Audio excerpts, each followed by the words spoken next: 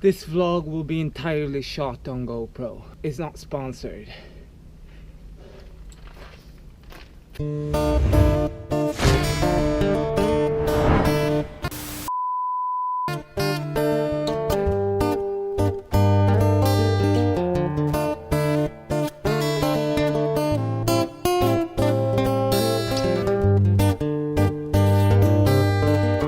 Jo, du orkar. Trust me. Kom igen.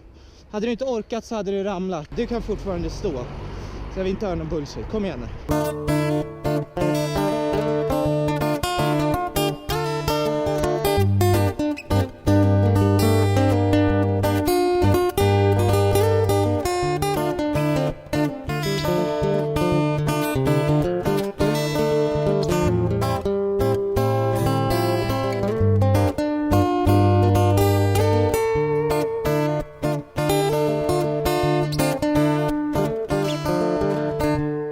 How do you feel in your progress to fitness?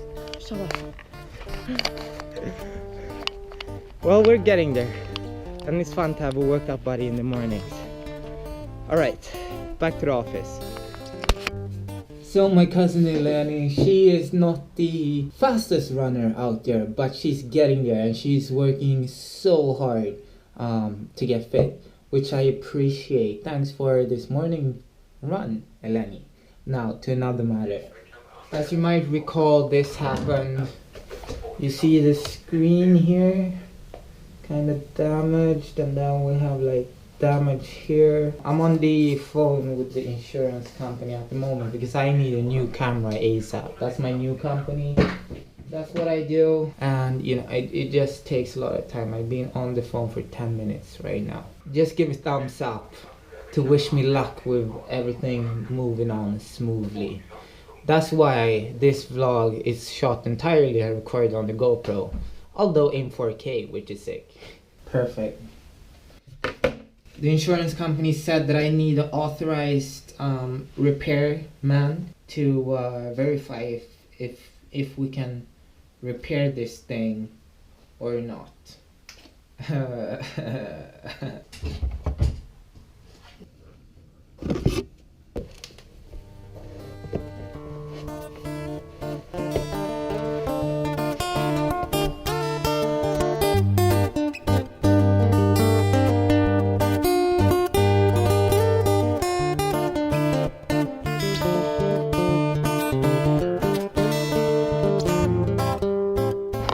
So vlogging is not about your camera gear setup and how expensive it is and all those things. Of course it makes for a different kind of quality, but it's more about the storytelling and how you're able to tell the story throughout the vlog. So in that sense, I'm actually happy right now that I don't have the camera, that I get to like fully use and experience the GoPro and what the GoPro is capable of. I wouldn't say the weather is on point, but I mean it feels like summer is coming to an end.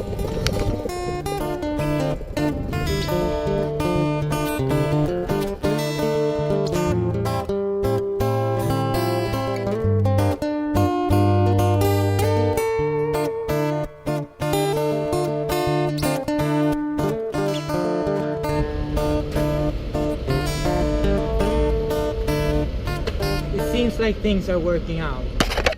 Now, if I'm gonna talk camera 101, Before getting into vlogging or filming or whatever you're gonna do, there's a few things that you should consider. Before entering vlogging, filming, photography, whatever you want to do, you need to ask yourself, what do I want to do? Do I want to mostly do photography, videography, or both? After you've found that out, you need to ask yourself, all right, what ecosystem do I want to use or do I want to pursue? Now, the reason this is so tremendously important is because all the quality basically that you're doing with a DSLR or a mirrorless camera, the quality lies in the lenses, not the body. And the lenses is also where the expense goes through the roof. That's also why you want to choose an ecosystem where you'll stay with that ecosystem and buy expensive lenses that you can use for years to come while just changing up the body. For example,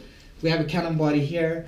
This was my first DSLR camera. It's a 60D, right? It was perfect, and they usually come with these standard lenses. Buy the body without the lens, the standard lens, because you do want to buy something that's you know, a little bit pricier, a little bit better. Now, when you're going for the body, I would suggest for you to buy something that's a little bit better than what you need, so you can evolve with your camera as you're going through, you know, all these phases of learning how to take photos and produce video. If you want to do video and photography, I'd scrap Nikon directly. Extremely good for photography, really good for photography. But when it comes to like video and photo, in my opinion, they're not good. What I would look at is either to go with the Sony A6500 or 6300. Now, these systems are mirrorless camera system, which means that you see in here, there's a little mirror here. They do not have a mirror, which makes them smaller and more compact and easier when you travel. If you want to go with Canon, then I suggest you go with the 80D. Like I recently upgraded to the 60. You know what happened to it, and that camera was horrible. I mean, the video wasn't that great, the photos wasn't that great. I just did not have a good experience with it. However, the 80D from Canon that I had before is fantastic. The video is fantastic, photos are fantastic. Anyhow, these are a bit pricey, but it's worth to invest the money. Or if you choose to go with Sony, with the A63, 6500, both like really good cameras. In my mind, it's like Canon and Sony, because when it comes to photos, they're kind of like equally as good, although they do have different picture styles, if you know what I mean. With that said, I would either look at, alright, do I want to do Canon, do I want to do Sony, and invest in good, expensive lenses, because those lenses will last you for years to come. As you get better, you change the body, but you can still have the lenses left. And the important thing to mention is like full frame is different from crop sensor. This is a crop sensor. You see, it's 1.6 times the smaller size than a normal full frame sensor, which is way bigger. Like in my case, so I'm switching to Sony, which kind of sucks because I've invested in, like, my ecosystems like consists of Canon, but Albin uses a Sony A7S II.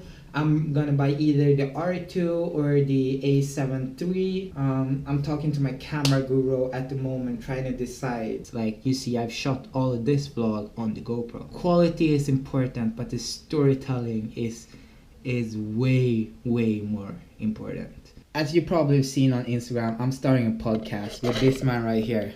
What's up? We're excited, but we're not gonna tell you anything, so you just have to stay tuned.